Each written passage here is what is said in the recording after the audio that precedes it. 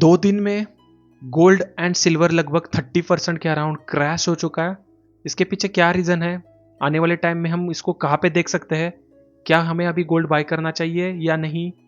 पहले ऐसा कभी हुआ है या नहीं? सारी चीज़ें डिस्कस करेंगे, तो वीडियो को एंड तक देखिएगा, तभी आपको चीज़ें सारी समझ में आएगी। अभी मैंने यहाँ पे गोल्ड का चार्ट लगाया है, टाइम फ्रेम डेली लगा चुका हूँ एंड MCX का चार्ट है। अगर 2 दिन में यहाँ पे देखोगे तो गोल्ड लगभग यहाँ पे 17-18% गिर चुका है एंड सिल्वर की बात की जाए तो अराउंड 30% ये गिर चुका है। मैं आपको दिखाता हूँ, यहाँ पे ये अराउंड 30% तक गिर चुका है। तो ये क्या और नीचे जा सकता है? हमें अभी बाय करना चाहिए या नहीं? सारी चीज़ें डिस्कस करेंगे।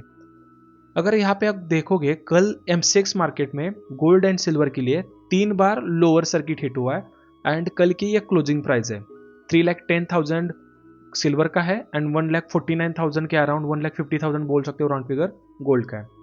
तो क्या मार्केट में पहले ऐसे कभी हो चुका है? यस, ये 1980s में सिमिलर हुआ था। इसके पीछे बहुत सारे रीज़न है, आप गूगल करोगे तो मिल जाएंगे कि अनसर्टेनिटी जब होती है, कुछ वॉर्स वगैरह होते हैं, जब गवर्नमेंट को लगता है कि अनसर्टेनिटी बढ़ रही है तो गोल्ड में बाइंग थोड़ी सी ज़्यादा बढ़ जाती है।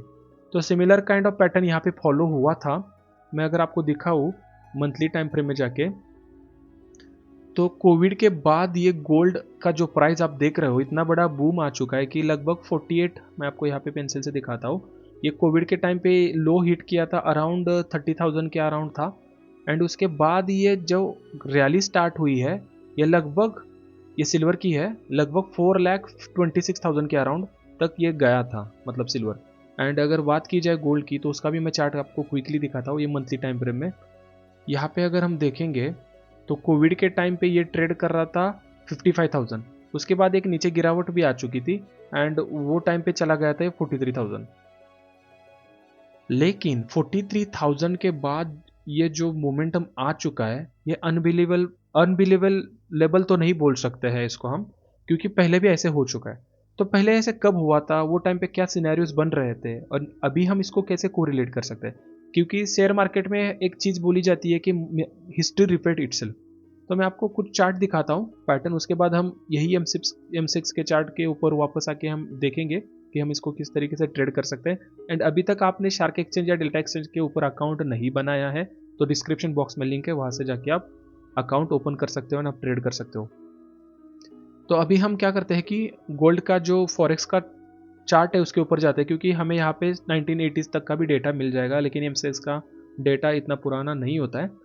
तो यहाँ पे अगर देखोगे, हम गोल्ड की बात कर रहे हैं अभी के लिए, तो 1976 में भी सिमिलर काइंड ऑफ पैटर्न यहाँ पे देखने के लिए मिला था। गोल्ड सिल्वर की बात की जाए तो ये गोल्ड है $103 के आसपास ट्रेड कर रहा था 1976 के मिड हाफ में एंड वहाँ से इसने जो रैली बनाई थी, ये $850 तक गया था ये, राइट। तो अगर इसको आप देखोगे कि कितना बड़ा मोमेंटम आ चुका था, अगर बॉटम से टॉप तक इसको प्लॉट करोगे तो 761% का आया था।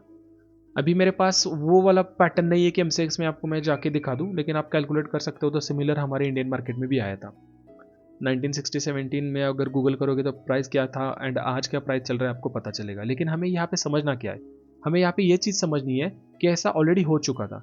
तो यहाँ पे अगर मैं चार्ट प्लॉट करके आपको दिखा दूँ, मैं इसका हाई अगर ड्रॉ करता हूँ गोल्ड का वो टाइम पे, तो एग्जैक्टली आपको यहाँ पे पता चलेगा। मैं थोड़ा सा इसको जूम करता हूँ, एग्जैक्टली आपको यहाँ पे पता चलेगा कि इसका जो टॉप था $860 के अराउंड था। तो ये प्राइस पॉइंट फिर से मार्केट में वापस आने के लिए कितने टाइम लगा था, ये भी हम देखते हैं। यहाँ पे अगर मैं इसको जूम इन करूँगा तो आपको पता चलेगा अच्छे से कि ये सिमिलर प्राइस वापस मार्केट में रिटेस्ट होने के लिए लगभग 1980 से लेके 2010 तक का समय लगा था, 30 साल लगे थे। तो क्या सिमिलर पैटर्न अभी हो सकता है? क्या ये प्रोबेबिलिटी है? तो ये सब कुछ चार्ट ही डिसाइड करेगा। तो मैं आपको क्विकली ये भी दिखाता हूँ, ये गोल्ड का चार्ट है एंड सिल्वर में भी सेम हुआ था वो टाइम पे। मैं आपको यहाँ पे दिखाता हूँ, सिल्वर में भी सिमिलर पैटर्न देखा गया था। $5 से ये गया था लगभग $85 के आसपास तक, राइट। तो यहाँ पे अगर आप देखोगे, सिमिलर पैटर्न अभी भी दोहरा सकता है मार्केट, राइट। तो उसके लिए हमें क्या करना पड़ेगा, देखना पड़ेगा कि अभी जो प्राइस पॉइंट पे मार्केट ट्रेड कर रहा है गोल्ड या सिल्वर, वहाँ पे किस तरीके से पैटर्न बन रहा है। तो मैं ऑलरेडी एनालिसिस कर चुका हूँ, तो आपको कुछ यहाँ पे प्राइस पॉइंट बताता हूँ। मैं फिर से एक बार गोल्ड के चार्ट के ऊपर आ चुका हूँ MCX के, क्योंकि बहुत सारे लोग ये प्राइस पॉइंट को फॉलो करते हैं। फॉरेक्स में ट्रेडिंग तो आई डोंट थिंक कि बहुत सारे लोग करते होंगे हमारे व्यूवर्स। तो यहाँ पे अगर देखोगे, मैं मंथली टाइम फ्रेम से डेली टाइम फ्रेम पे आता हूँ। मंथली में भी अगर यहाँ पे कुछ हम चीज़ें नोटिस करेंगे तो अभी 1,50,000 कैरेट अराउंड 24 कैरेट का रेट चल रहा है।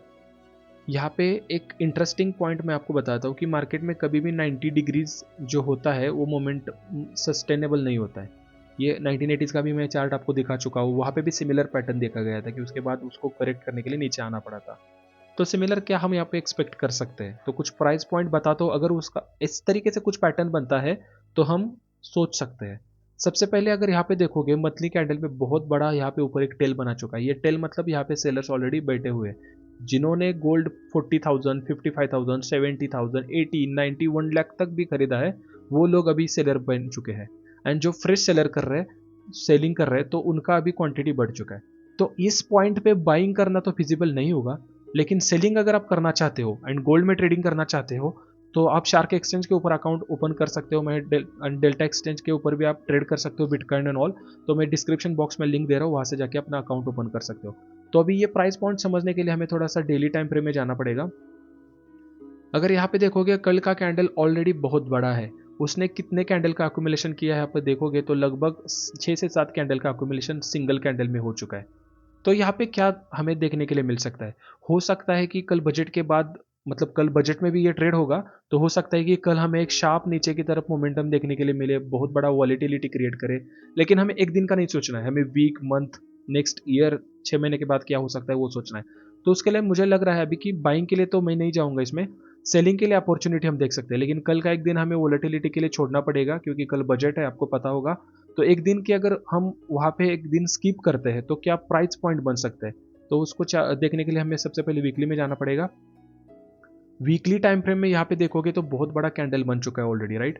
तो सेलर यहाँ पे ऑलरेडी एक्टिवेट है, तो उनको जब भी मार्केट थोड़ा सा ऊपर जाएगा, निगेटिव कैंडल थोड़ा सा भी बनेगा तो वहाँ पे वो सेलिंग कर देंगे। तो यहाँ से मैं सेलिंग के लिए सोच रहा हूँ, जैसे ये प्राइस पॉइंट इसके नीचे जाता है तो थोड़ा सा वोलेटिलिटी क्रिएट करेगा। लेकिन नीचे जो लेवल मैं देख रहा हूँ यहाँ पे 1,36,000 हो सकता है, 1,20,000 तक भी आ सकता है। ये प्रोबेबिलिटी के ऊपर बात कर रहा हूँ। एंड अगर ओवरऑल बात किया जाए तो लास्ट टाइम आपने देखा अभी चार्ट के अंदर की 20 से 30 साल लगे थे मार्केट को सिमिलर लेवल रीटेस्ट करने में। तो क्या अभी सिमिलर लेवल रीटेस्ट करने के लिए, मतलब जो अभी रेट चला गया था 1,82,83,000 24 कैरेट का, क्या उसके लिए भी सिमिलर 20-30 साल लग सकते हैं? I don't know. लेकिन हमें इतना पता है कि प्राइस पॉइंट के हिसाब से अगर देखेंगे तो इसमें थोड़ा सा टाइम लग सकता है। हो सकता है 2 साल का ड्यूरेशन हो, 4 साल का ड्यूरेशन हो सकता है 10-20 साल भी लग जाए, हमें कुछ भी आइडिया नहीं। लेकिन अगर हम चार्ट के हिसाब से देखेंगे यहाँ पे, तो मार्केट जो फरवरी मंथ का कैंडल क्लोज करेगा, हो सकता है वो थोड़ा सा डाइसी हो, लेकिन वो रेड कलर में ही क्लोज होगा। तो ये मेरी एक प्रिडिक्शन नहीं बोल सकता, इसको मैं प्रोबेबिलिटी बोल सकता हूँ, एनालिसिस के बेसिस पे बोल सकता हूँ। तो फरवरी के बाद हमें अच्छे से पता चलेगा कि मार्केट का मोमेंटम क्या है, क्योंकि फरवरी में मैं यहाँ पे वोलेटिलिटी एक्सपेक्ट कर रहा हूँ।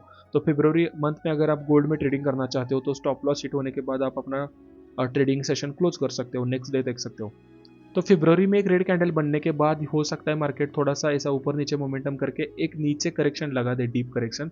जैसे हमने बात किया था कि 1,15,000 हो गया, 1,20,000 हो गया, ये लेवल देखने के लिए मिल सकते हैं। तो अभी के लिए मैं गोल्ड में बाइंग तो नहीं करूंगा ट्रेडिंग के हिसाब से।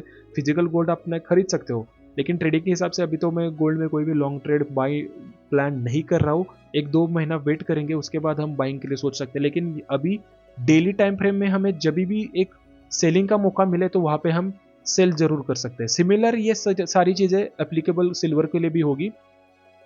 तो कल का सेशन होने के बाद मैं इसके लिए एक शॉर्ट बना दूंगा, वहां पे मैं आपको प्राइस पॉइंट बता दूंगा कि कहाँ पे सेलिंग की अपॉर्चुनिटी बन रही है, आप कैसे इसको ट्रेड कर सकते हो। ये जो हमने गोल्ड के ऊपर एनालिसिस किया, सिमिलर सारी चीज़ें यहाँ पे सिल्वर को भी एप्लीकेबल होती है।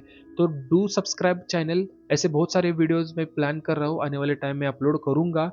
And delta and shark exchange में आप अपना अकाउंट ओपन करके वहाँ पे ट्रेड कर सकते हो। क्रिप्टो मार्केट 36 मतलब 24x365 डेज ओपन होता है। एंड कल बजट के दिन के भी लिए वीडियो में प्रिपेयर कर रहा हूँ, तो मिलते हैं नेक्स्ट वीडियो में। Thank you.